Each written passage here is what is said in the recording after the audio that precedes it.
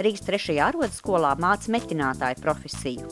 Metināšana var aizraut, par to ir pārliecināts arī Raivis, kurš apgūst metinātāju profesiju. Metāls viss, tas ir kaut kas vīrišķīgs uzreiz arī. Ir arī cilvēkiem vienkārši patīk, arī skatās video internetā, tur meķi, forši izskatās, arī paši grib pamēģināt. Un arī ir interesanti to pateikt, skatīties, kā metāls līdz un viss interesanti. Tā, ka pēc tam, tu nolēji to šūmu, pēc tam paskaties, cik forši sanācis ir un tad pārdomā, kas pareizi, kas nepareizi. Rīgas 3. arodskolā var apgūt arī metāla apstrādes speciālistu profesiju. Virpotājs atslēdznieks, kas mūsdienās ir pieprasīta profesija darba tirgū. Esmu lauku cilvēks, man, kā saka, ar tām zelžu lietām un tam līdzīgi patīk krāmēties. Bet tas šobrīd pēc profesijām ir arī ļoti pieprasīti tieši metinātāji, virpotāji un tādas profesijas.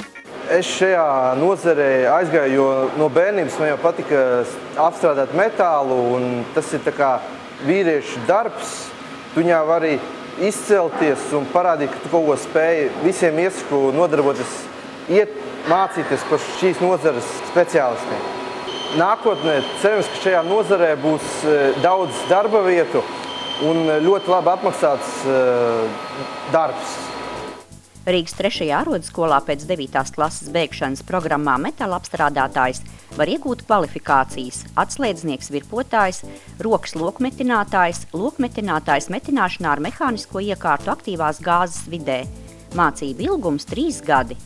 Programmā metinātājs iegūstamās kvalifikācijas rokas lokmetinātājs, lokmetinātājs metināšanā ar mehanizēto iekārtu aktīvās gāzes vidē.